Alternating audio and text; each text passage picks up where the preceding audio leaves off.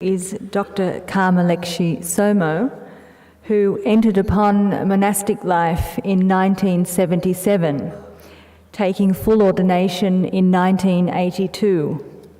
She studied at Dharamsala in India for 15 years before gaining a PhD from the University of Hawaii. She's currently Assistant Professor of Theology and Religious Studies at the University of San Diego. Venerable Dr. Lekshe Tsomo is one of the founding organisers and the current president of Sakyadhita, the International Association of Buddhist Women, and is the director of Yam Young Foundation, an initiative to provide educational opportunities to women in developing countries. Please welcome Venerable Dr. Lekshe Tsomo.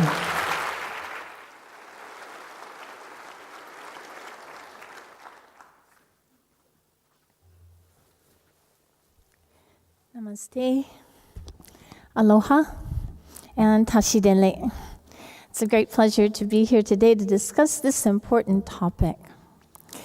Feminism, after all, has been called the radical theory that women are completely human.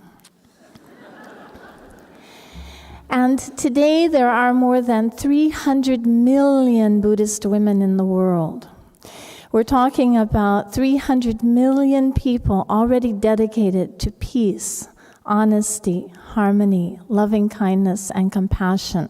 Certainly, we would want to optimize the qualities and talents of all of these wonderful women. How can we do that best? Well, we see in Buddhism from the text, from the very beginning, that in theory, everything looks great. Women are equally capable of achieving the highest fruits of the path.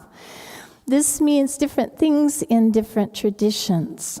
In the Theravada tradition, enlightenment is defined as liberation from samsara.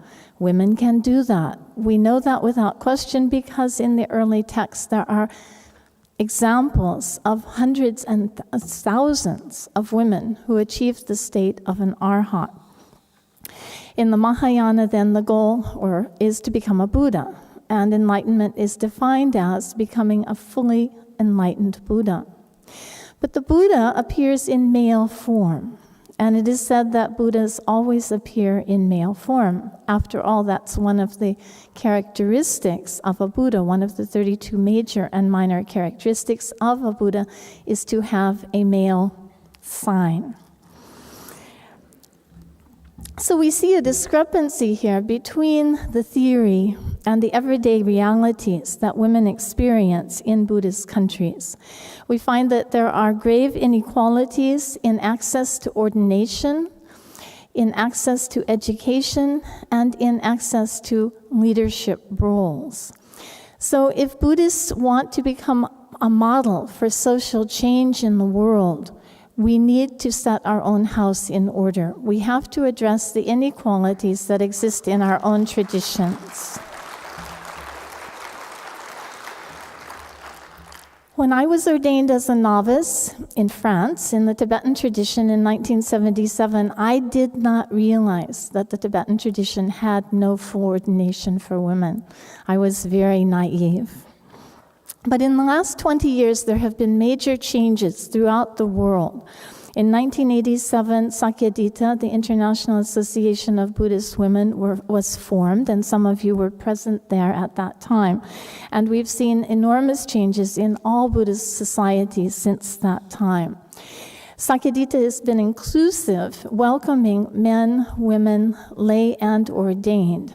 And men, and particularly monks, have been among our strongest allies. So I'd like to show you some images to illustrate some of the potentials and the realities for women in Buddhism.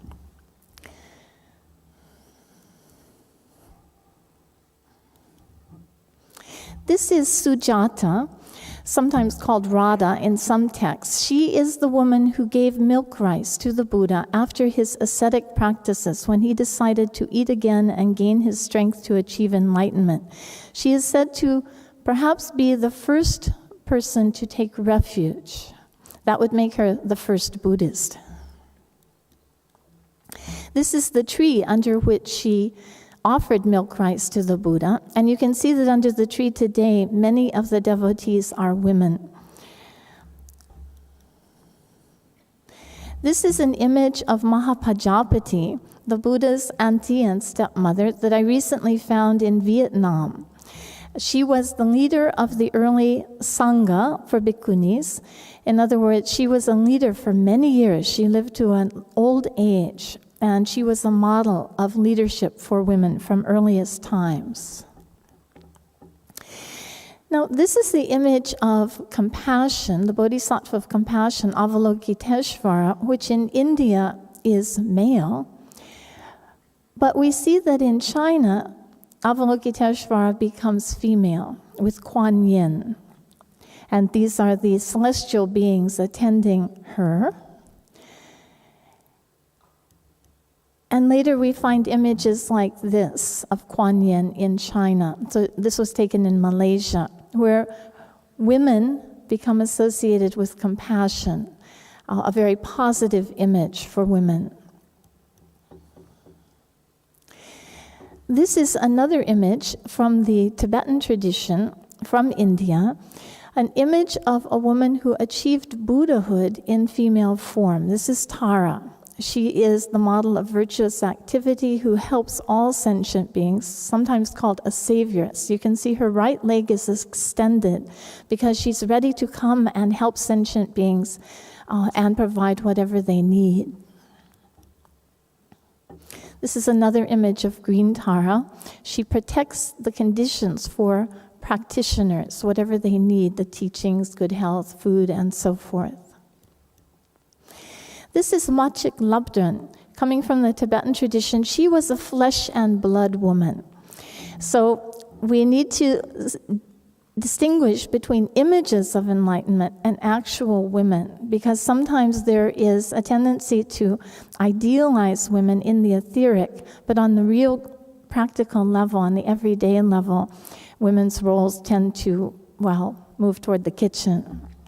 So Machik Labdrön was a very famous practitioner from the time she was 13 in Tibet and became a model of a realized woman who achieved enlightenment in this very life, in this very body, a female body. Now, women today live in virtually every Buddhist country. Even Mongolia, which did not have a lineage of nuns, has now established a lineage of at least novice nuns.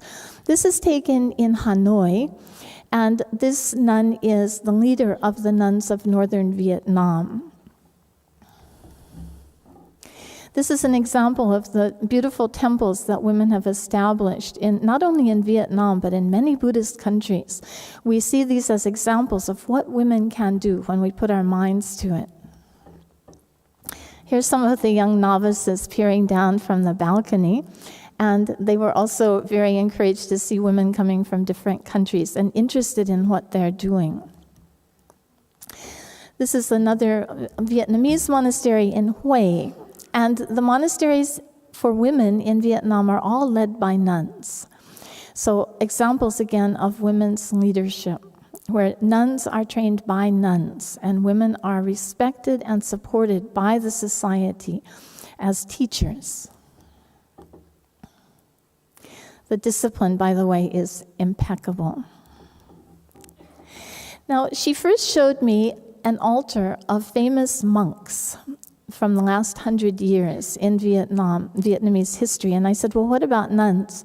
And I was very pleasantly surprised when she took me and showed me an altar of the same size and quality that respected or showed reverence for nun leadership in the Vietnamese tradition. These were all nuns who were recognized for their realization.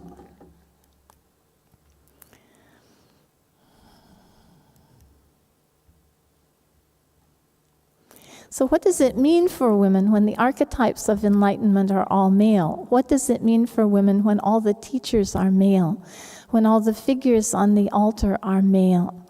It sends a message that women are not quite equal. So these images